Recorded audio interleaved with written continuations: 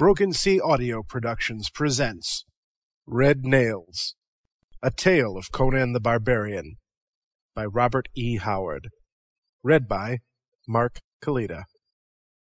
Chapter 1. The Skull on the Crag. The woman on the horse reined in her weary steed.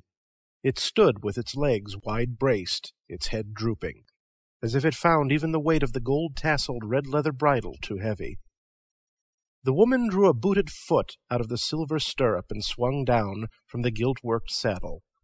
She made the reins fast to the fork of a sapling, and turned about, hands on her hips, to survey her surroundings. They were not inviting. Giant trees hemmed in the small pool where her horse had just drunk. Clumps of undergrowth limited the vision that quested under the somber twilight of the lofty arches formed by intertwining branches. The woman shivered with a twitch of her magnificent shoulders, and then cursed.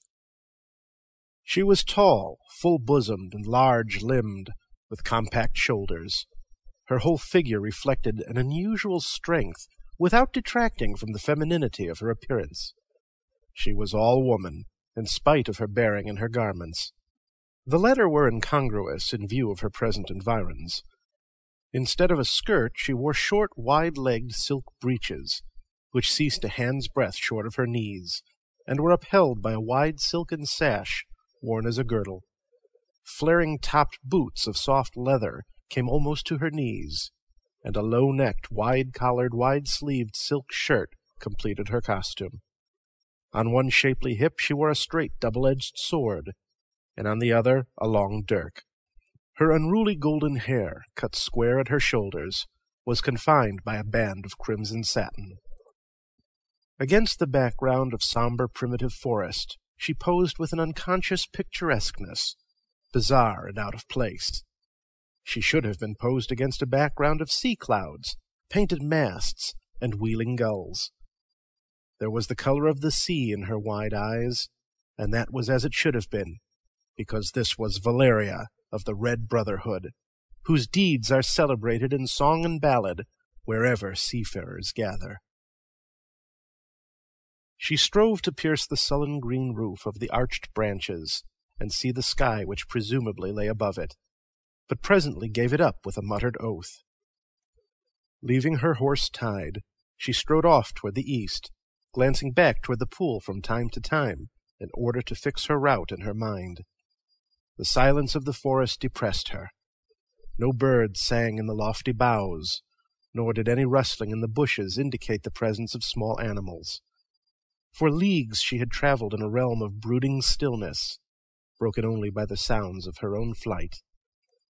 She had slaked her thirst at the pool, but now felt the gnawings of hunger, and began looking about for some of the fruit on which she had sustained herself since exhausting the food originally in her saddlebags. Ahead of her, presently, she saw an outcropping of dark, flint-like rock that sloped into what looked like a rugged crag rising among the trees. Its summit was lost to view amidst a cloud of encircling leaves.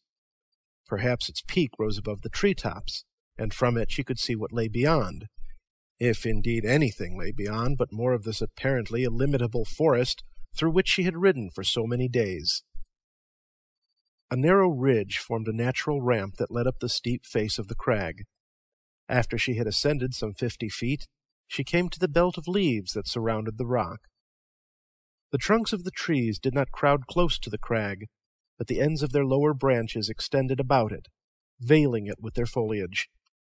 She groped on in leafy obscurity, not able to see either above or below her, but presently she glimpsed blue sky, and a moment later came out in the clear hot sunlight and saw the forest roof stretching away under her feet.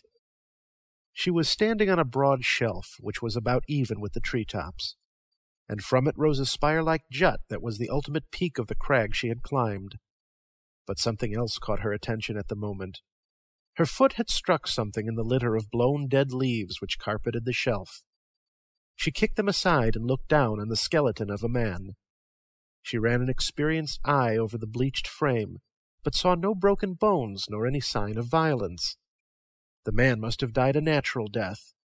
though why he should have climbed a tall crag to die, she could not imagine. She scrambled up to the summit of the spire and looked toward the horizons. The forest roof, which looked like a floor from her vantage point, was just as impenetrable as from below. She could not even see the pool by which she had left her horse. She glanced northward, in the direction from which she had come. She saw only the rolling green ocean stretching away and away, with just a vague blue line in the distance to hint of the hill range she had crossed days before, to plunge into this leafy waste. West and east the view was the same, though the blue hill line was lacking in those directions. But when she turned her eyes southward, she stiffened and caught her breath. A mile away in that direction, the forest thinned out and ceased abruptly, giving way to a cactus-dotted plain. And in the midst of that plain rose the walls and towers of a city. Valeria swore in amazement. This passed belief. She would not have been surprised to sight human habitations of another sort, the beehive-shaped huts of the black people, or the cliff dwellings of the mysterious brown race, which legends declared inhabited some country of this unexplored region. But it was a startling experience to come upon a walled city, here so many long weeks' march from the nearest outposts of any sort of civilization. Her hands tiring from clinging to the spire-like pinnacle, she let herself down on the shelf, frowning in indecision. She had come far, from the camp of the mercenaries by the border town of Sukhmet, amidst the level grasslands, where desperate adventurers of many races guard the Stygian frontier against the raids that come up like a red wave from Darfar. Her flight had been blind, into a country of which she was wholly ignorant, and now she wavered between an urge to ride directly to that city in the plain, and the instinct of caution which prompted her to skirt it widely and continue her solitary flight. Her thoughts were scattered by the rustling of the leaves below her. She wheeled cat-like, snatched at her sword, and then she froze motionless, staring wide-eyed at the man before her. He was almost a giant in stature, muscles rippling smoothly under his skin, which the sun had burned brown. His garb was similar to hers, except that he wore a broad leather belt instead of a girdle. Broadsword and poniard hung from his belt. "Conan the Cimmerian," ejaculated the woman. "What are you doing on my trail?" He grinned hardly, and his fierce blue eyes burned with a light any woman could understand as they ran over her magnificent figure, lingering on the swell of her splendid breasts beneath the light shirt, and the clear white flesh displayed between breeches and boot-tops. "Don't you know?" he laughed. "Haven't I made my admiration for you plain ever since I first saw you?" "A stallion could have made it no plainer," she answered disdainfully. "But I never expected to encounter you so far from the ale-barrels and meat-pots of Sukhmet. Did you really follow me from Zarallo's camp, or were you whipped forth for a rogue?" He laughed at her insolence and flexed his mighty biceps. "You know Zarallo didn't have enough knaves to whip me out of camp," he grinned. "Of course I followed you. Lucky thing for you, too, wench. When you knifed that Stygian officer, you forfeited Zarallo's favor and protection, and you outlawed yourself with the Stygians." "I know it," she replied sullenly. "But what else could I do? You know what my provocation was." "Sure," he agreed. "If I'd been there, I'd have knifed him myself. But if a woman must live in the war camps of men, she can expect such things." Valeria stamped her booted foot and swore. "Why won't men let me live a man's life?" "That's obvious." Again his eager eyes devoured her. "You were wise to run away. The Stygians would have had you skinned. That officer's brother followed you, faster than you thought, I don't doubt. He wasn't far behind you when I caught up with him. His horse was better than yours. He'd have caught you and cut your throat within a few more miles." "Well?" she demanded. "Well, what?" He seemed puzzled. "What of the Stygian?" "Why, what do you suppose?" he returned impatiently. "I killed him, of course, and left his carcass for the vultures. That delayed me, though, and I almost lost your trail when you crossed the rocky spurs of the hills.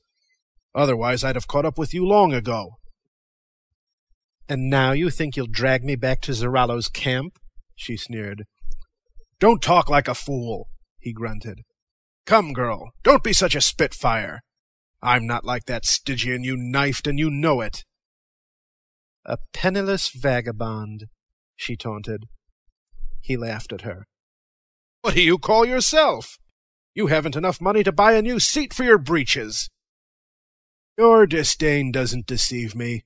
You know I've commanded bigger ships and more men than you ever did in your life. As for being penniless, what rover isn't most of the time? I've squandered enough gold in the seaports of the world to fill a galleon. You know that, too." "Where are the fine ships and the bold lads you commanded now?" she sneered. "At the bottom of the sea, mostly," he replied cheerfully. "The Zingarans sank my last ship off the Shemite shore. That's why I joined Zarallo's Free Companions.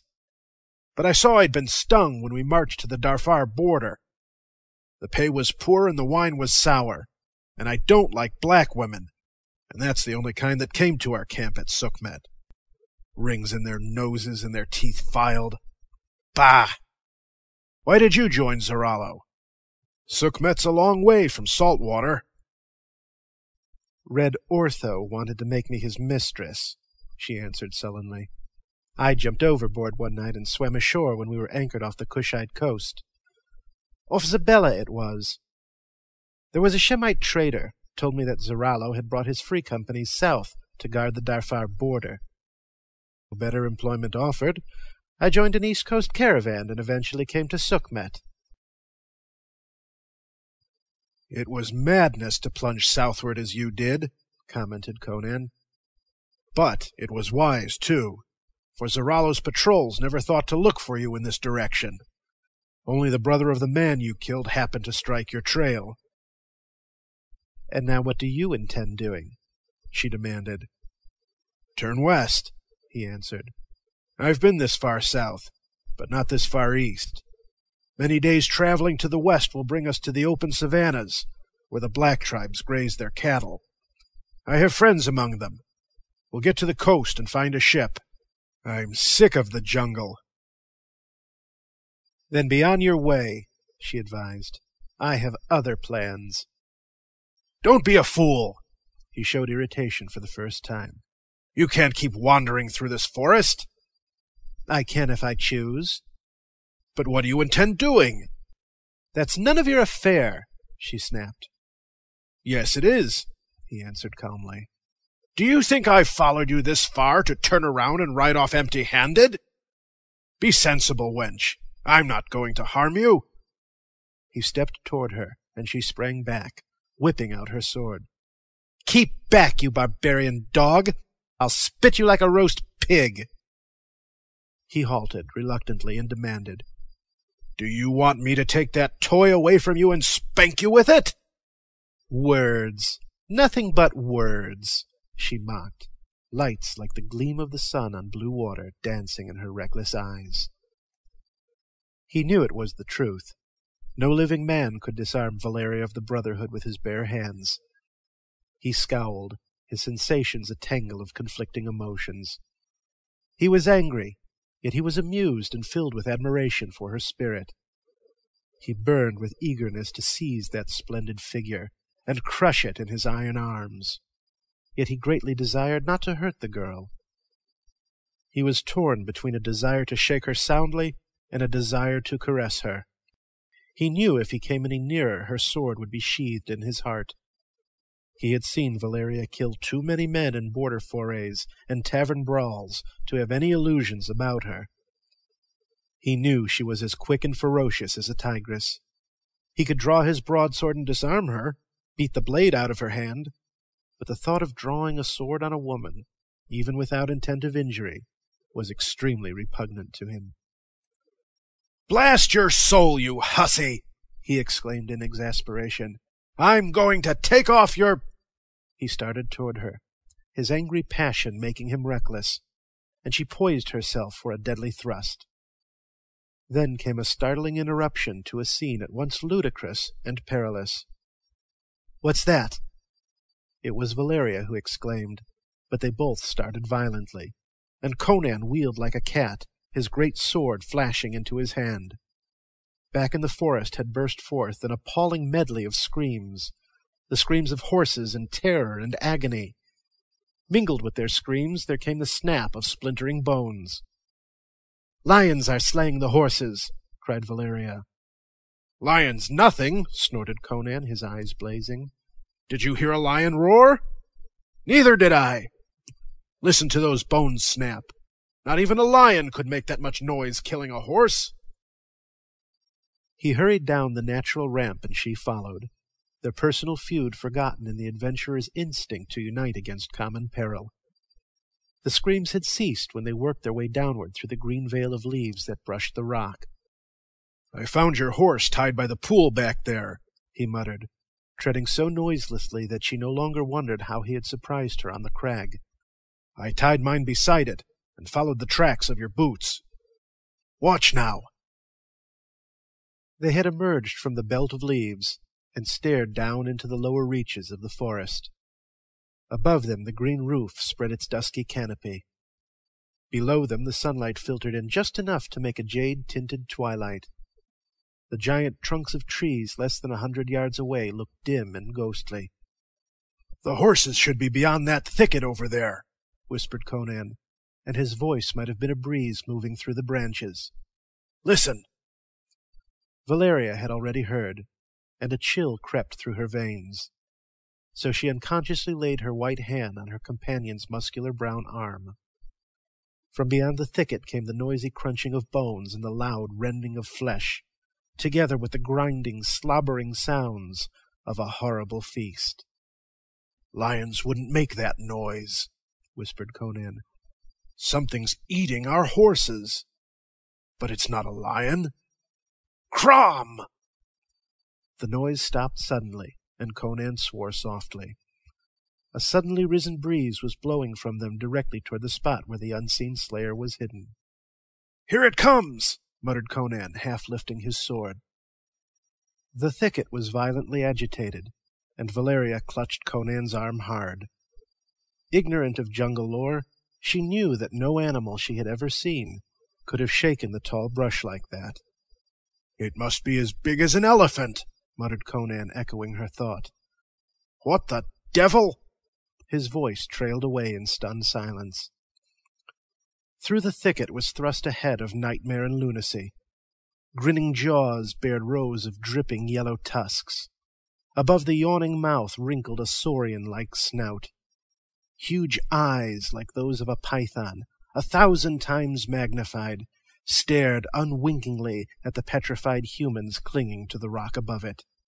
Blood smeared the scaly, flabby lips and dripped from the huge mouth. The head, bigger than that of a crocodile, was further extended on a long, scaled neck, on which stood up rows of serrated spikes, and after it, crushing down the briars and saplings, waddled the body of a titan, a gigantic barrel-bellied torso on absurdly short legs. The whitish belly almost raked the ground, while the serrated backbone rose higher than Conan could have reached on tiptoe. A long spiked tail, like that of a gargantuan scorpion, trailed out behind. "Back up the crag, quick!" snapped Conan, thrusting the girl behind him. "I don't think he can climb, but he can stand on his hind legs and reach us." With a snapping and rending of bushes and saplings, the monster came hurtling through the thickets, and they fled up the rock before him like leaves blown before a wind. As Valeria plunged into the leafy screen, a backward glance showed her the Titan rearing up fearsomely on his massive hind legs, even as Conan had predicted. The sight sent panic racing through her. As he reared, the beast seemed more gigantic than ever. His snouted head towered among the trees. Then Conan's iron hand closed on her wrist, and she was jerked headlong into the blinding welter of the leaves, and out again into the hot sunshine above, just as the monster fell forward with his front feet on the crag, with an impact that made the rock vibrate.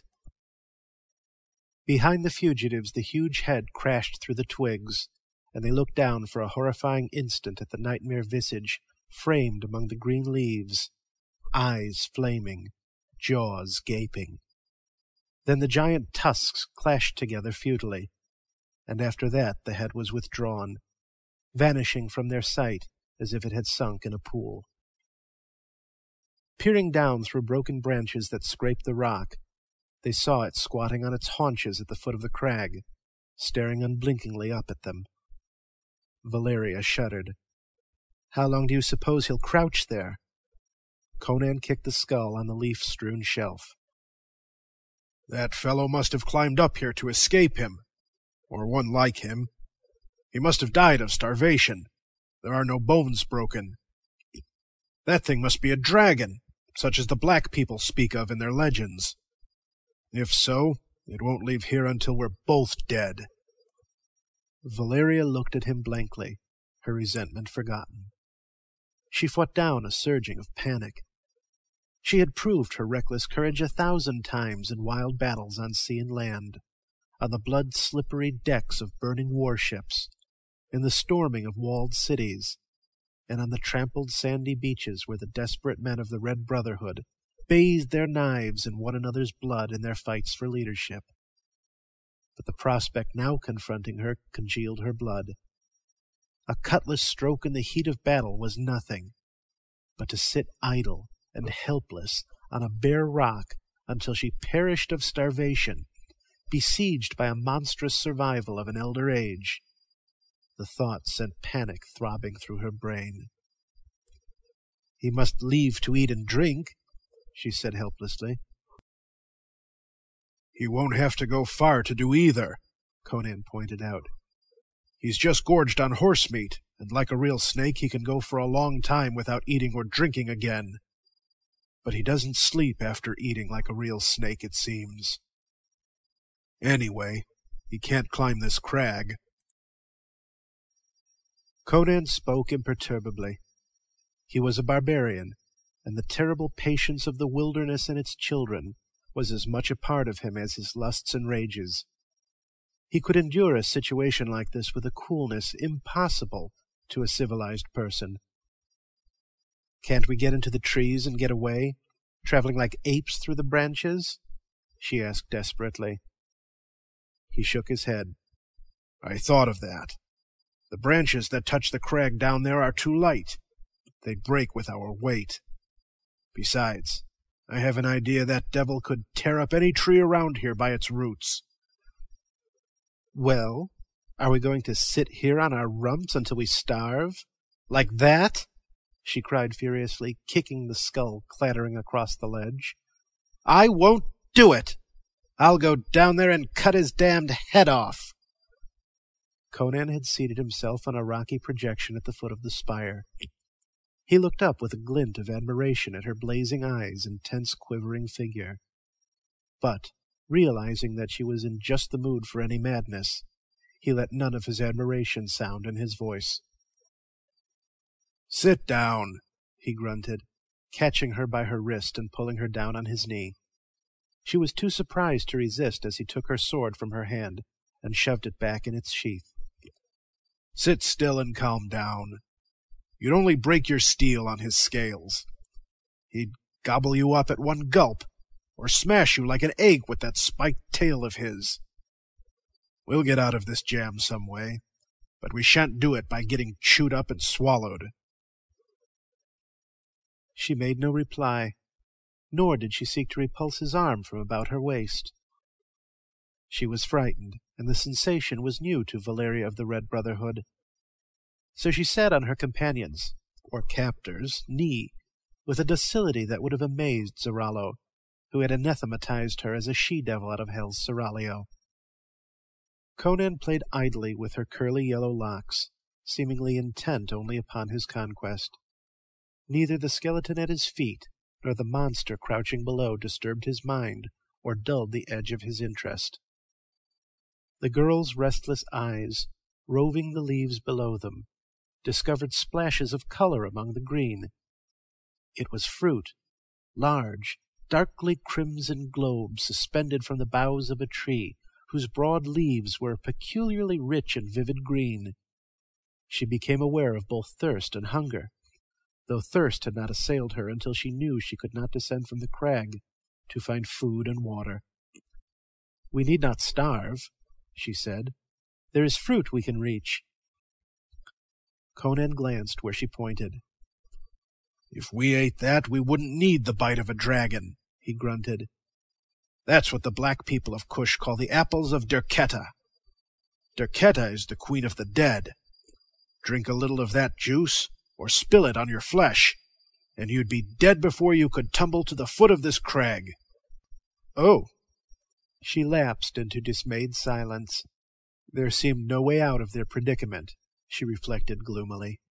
She saw no way to escape, and Conan seemed to be concerned only with her supple waist and curly tresses. If he was trying to formulate a plan of escape, he did not show it. "If you'll take your hands off me long enough to climb up on that peak," she said presently, "you'll see something that will surprise you." He cast her a questioning glance, then obeyed with a shrug of his massive shoulders.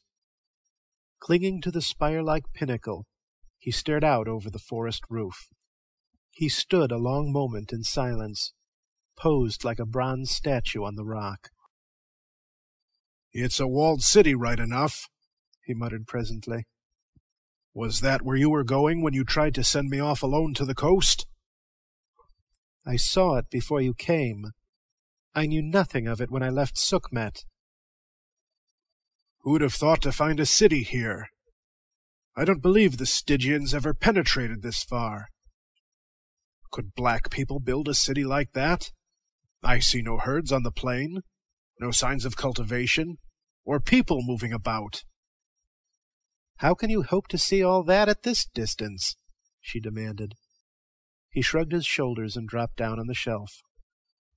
"Well, the folk of the city can't help us just now, and they might not if they could. The people of the black countries are generally hostile to strangers. Probably stick us full of spears." He stopped short and stood silent, as if he had forgotten what he was saying, frowning down at the crimson spheres gleaming among the leaves. "Spears!" he muttered. "What a blasted fool I am not to have thought of that before! That shows what a pretty woman does to a man's mind." "What are you talking about?" she inquired. Without answering her question, he descended to the belt of leaves and looked down through them. The great brute squatted below, watching the crag with the frightful patience of the reptile folk. So might one of his breed have glared up at their troglodyte ancestors, treed on a high-flung rock in the dim dawn ages. Conan cursed him without heat, and began cutting branches, reaching out and severing them as far from the end as he could reach. The agitation of the leaves made the monster restless. He rose from his haunches and lashed his hideous tail, snapping off saplings as if they had been toothpicks. Conan watched him warily from the corner of his eye, and just as Valeria believed the dragon was about to hurl himself up the crag again, the Cimmerian drew back and climbed up to the ledge with the branches he had cut. There were 3 of these, slender shafts about 7 feet long, but not larger than his thumb. He had also cut several strands of tough, thin vine. "Branches too light for spear hafts, and creepers no thicker than cords," he remarked, indicating the foliage about the crag. "It won't hold our weight, but there's strength in union. That's what the Aquilonian renegades used to tell us Cimmerians when they came into the hills to raise an army to invade their own country. But we always fight by clans and tribes." "What the devil has that got to do with those sticks?" she demanded. "You wait and see." Gathering the sticks in a compact bundle, he wedged his poniard hilt between them at one end. Then with the vines he bound them together, and when he had completed his task, he had a spear of no small strength, with a sturdy shaft 7 feet in length. "What good will that do?" she demanded. "You told me that a blade couldn't pierce his scales." "He hasn't got scales all over him," answered Conan. "There's more than one way of skinning a panther." Moving down to the edge of the leaves, he reached the spear up and carefully thrust the blade through one of the apples of Derketa, drawing aside to avoid the darkly purple drops that dripped from the pierced fruit. Presently he withdrew the blade and showed her the blue steel stained a dull purplish crimson. "I don't know whether it will do the job or not," quoth he. "There's enough poison there to kill an elephant. But, well, we'll see." Valeria was close behind him as he let himself down among the leaves. Cautiously holding the poisoned pike away from him, he thrust his head through the branches and addressed the monster. "What are you waiting down there for, you misbegotten offspring of questionable parents?" was one of his more printable queries.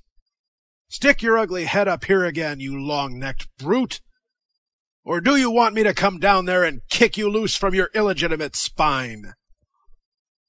There was more of it, some of it crouched in eloquence that made Valeria stare, in spite of her profane education among the seafarers.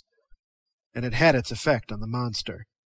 Just as the incessant yapping of a dog worries and enrages more constitutionally silent animals, so the clamorous voice of a man rouses fear in some bestial bosoms and insane rage in others. Suddenly, and with appalling quickness, the mastodonic brute reared up on its mighty hind legs and elongated its neck and body in a furious effort to reach this vociferous pygmy whose clamor was disturbing the primeval silence of its ancient realm. But Conan had judged his distance with precision. Some 5 feet below him the mighty head crashed terribly but futilely through the leaves, and as the monstrous mouth gaped like that of a great snake, Conan drove his spear into the red angle of the jawbone hinge. He struck downward with all the strength of both arms, driving the long poignard blade to the hilt in flesh, sinew, and bone. Instantly the jaws clashed convulsively together, severing the triple-pieced shaft and almost precipitating Conan from his perch. He would have fallen but for the girl behind him, who caught his sword-belt in a desperate grasp. He clutched at a rocky projection and grinned his thanks back at her. Down on the ground the monster was wallowing like a dog with pepper in its eyes. He shook his head from side to side, pawed at it, and opened his mouth repeatedly to its widest extent. Presently he got a huge front foot on the stump of the shaft, and managed to tear the blade out. Then he threw up his head, jaws wide and spouting blood, and glared up at the crag with such concentrated and intelligent fury that Valeria trembled and drew her sword. The scales along his back and flanks turned from rusty brown to a dull, lurid red. Most horribly the monster's silence was broken. The sounds that issued from his blood-streaming jaws did not sound like anything that could have been produced by an earthly creation. With harsh, grating roars, the dragon hurled himself at the crag that was the citadel of his enemies. Again and again his mighty head crashed upward through the branches, snapping vainly on empty air. He hurled his full ponderous weight against the rock until it vibrated from base to crest, and rearing upright he gripped it with his front legs like a man, and tried to tear it up by the roots as if it had been a tree. This exhibition of primordial fury chilled the blood in Valeria's veins. But Conan was too close to the primitive himself to feel anything but a comprehending interest. To the barbarian no such gulf existed between himself and other men, and the animals as existed in the conception of Valeria. The monster below them, to Conan, was merely a form of life differing from himself mainly in physical shape. He attributed to it characteristics similar to his own, and saw in its wrath a counterpart of his rages, in its roars and bellowings merely reptilian equivalents to the curses he had bestowed upon it. Feeling a kinship with all wild things, even dragons, it was impossible for him to experience the sick horror which assailed Valeria at the sight of the brute's ferocity. He sat watching it tranquilly, and pointed out the various changes that were taking place in its voice and actions. "The poison's taking hold," he said with conviction. "I don't believe it." To Valeria it seemed preposterous to suppose that anything, however lethal, could have any effect on that mountain of muscle and fury. "There's pain in his voice," declared Conan. "First he was merely angry because of the stinging in his jaw. Now he feels the bite of the poison. Look! He's staggering! He'll be blind in a few more minutes. What did I tell you?" For suddenly the dragon had lurched about and went crashing off through the bushes. "Is he running away?" inquired Valeria uneasily. "He's making for the pool." Conan sprang up, galvanized into swift activity. "The poison makes him thirsty. Come on! He'll be blind in a few moments, but he can smell his way back to the foot of the crag, and if our scent's here still, he'll sit there until he dies, and others of his kind may come at his cries. Let's go!" "Down there?" Valeria was aghast. "Sure! We'll make for the city. They may cut our heads off there, but it's our only chance. We may run into 1,000 more dragons on the way, but it's sure death to stay here. If we wait until he dies, we may have 12 more to deal with. After me, in a hurry!" He went down the ramp as swiftly as an ape, pausing only to aid his less agile companion, who, until she saw the Cimmerian climb, had fancied herself the equal of any man in the rigging of a ship or on the sheer face of a cliff. They descended into the gloom below the branches and slid to the ground silently, though Valeria felt as if the pounding of her heart most surely be heard from far away. A noisy gurgling and lapping beyond the dense thicket indicated that the dragon was drinking at the pool. "As soon as his belly is full, he'll be back," muttered Conan. "It may take hours for the poison to kill him, if it does at all." Somewhere beyond the forest the sun was sinking to the horizon. The forest was a misty twilight place of black shadows and dim vistas. Conan gripped Valeria's wrist and glided away from the foot of the crag. He made less noise than a breeze blowing among the tree trunks, but Valeria felt as if her soft boots were betraying their flight to all the forest. "I don't think he can follow a trail," muttered Conan. "But if a wind blew our body scent to him, he could smell us out." "Mitra grant that the wind blow not!" Valeria breathed. Her face was a pallid oval in the gloom. She gripped her sword in her free hand, but the feel of the shagreen-bound hilt inspired only a feeling of helplessness in her. They were still some distance from the edge of the forest when they heard a snapping and crashing behind them. Valeria bit her lip to check a cry. "He's on our trail," she whispered fiercely. Conan shook his head. "He didn't smell us at the rock, and he's blundering about through the forest trying to pick up our scent. Come on! It's the city or nothing now. He could tear down any trees we'd climb, if only the wind stays down." They stole on until the trees began to thin out ahead of them. Behind them the forest was a black, impenetrable ocean of shadows. The ominous crackling still sounded behind them, as the dragon blundered in his erratic course. "There's the plain ahead," breathed Valeria. "A little more and we'll—" "Crom!" swore Conan. "Mitra!" whispered Valeria. Out of the south a wind had sprung up. It blew over them directly into the black forest behind them. Instantly a horrible roar shook the woods. The aimless snapping and crackling of the bushes changed to a sustained crashing, as the dragon came like a hurricane straight toward the spot from which the scent of his enemies was wafted. "Run!" snarled Conan, his eyes blazing like those of a trapped wolf. "It's all we can do!"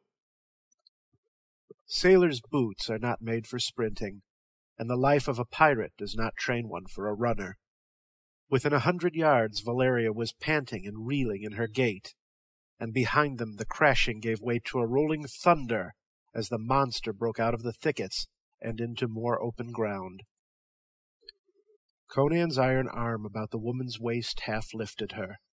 Her feet scarcely touched the earth as she was borne along at a speed she could never have attained herself. If he could keep out of the beast's way for a bit, Perhaps that betraying wind would shift. But the wind held, and a quick glance over his shoulder showed Conan that the monster was almost upon them, coming like a war galley in front of a hurricane. He thrust Valeria from him with a force that sent her reeling a dozen feet to fall in a crumpled heap at the foot of the nearest tree, and the Cimmerian wheeled in the path of the thundering Titan. Convinced that his death was upon him, the Cimmerian acted according to his instinct, and hurled himself full at the awful face that was bearing down on him. He leaped, slashing like a wildcat, felt his sword cut deep into the scales that sheathed the mighty snout, and then a terrific impact knocked him rolling and tumbling for 50 feet, with all the wind and half the life battered out of him. How the stunned Cimmerian regained his feet, not even he could have ever told. But the only thought that filled his brain was of the woman lying dazed and helpless almost in the path of the hurtling fiend. And before the breath came whistling back into his gullet, he was standing over her with his sword in his hand. She lay where he had thrown her, but she was struggling to a sitting posture. Neither tearing tusks nor trampling feet had touched her. It had been a shoulder or front leg that struck Conan, and blind monster rushed on, forgetting the victims whose scent it had been following in the sudden agony of its death throes. Headlong on its course it thundered, until its low-hung head crashed into a gigantic tree in its path. The impact tore the tree up by the roots, and must have dashed the brains from the misshapen skull. Tree and monster fell together, and the dazed humans saw the branches and leaves shaken by the convulsions of the creature they covered, and then grow quiet. Conan lifted Valeria to her feet, and together they started away at a reeling run. A few moments later they emerged into the still twilight of the treeless plain. Conan paused an instant, and glanced back at the ebon fastness behind them. Not a leaf stirred, nor a bird chirped. It stood as silent as it must have stood before man was created. "Come on," muttered Conan, taking his companion's hand. "It's touch and go now. If more dragons come out of the woods after us—" He did not have to finish the sentence. The city looked very far away across the plain, farther than it had looked from the crag. Valeria's heart hammered until she felt as if it would strangle her. At every step she expected to hear the crashing of the bushes and see another colossal nightmare bearing down upon them. But nothing disturbed the silence of the thickets. With the first mile between them and the woods, Valeria breathed more easily. Her buoyant self-confidence began to thaw out again. The sun had set, and darkness was gathering over the plain, lightened a little by the stars that made stunted ghosts out of the cactus growths. "No cattle, no plowed fields," muttered Conan. "How do these people live?" "Perhaps the cattle are in pens for the night," suggested Valeria, "and the fields and grazing pastures are on the other side of the city." "Maybe," he grunted. "I didn't see any from the crag, though." The moon came up behind the city, etching walls and towers blackly in the yellow glow. Valeria shivered. Black against the moon, the strange city had a somber, sinister look.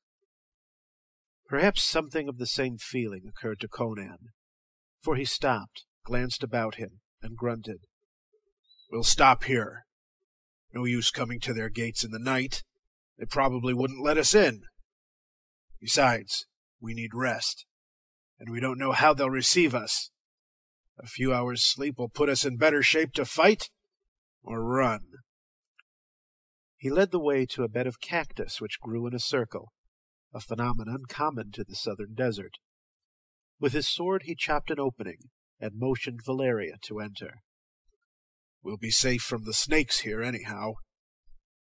She glanced fearfully back toward the black line that indicated the forest, some 6 miles away. "Suppose a dragon comes out of the woods?" "We'll keep watch," he answered, though he made no suggestion as to what they would do in such an event. He was staring at the city a few miles away. Not a light shone from spire or tower.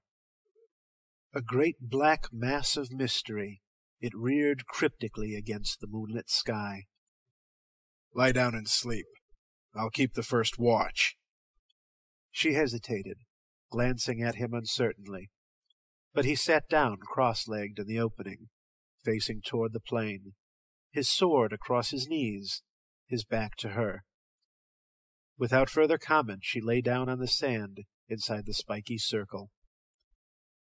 "Wake me when the moon is at its zenith," she directed. He did not reply, nor look toward her. Her last impression as she sank into slumber was of his muscular figure, immobile as a statue hewn out of bronze, outlined against the low-hanging stars.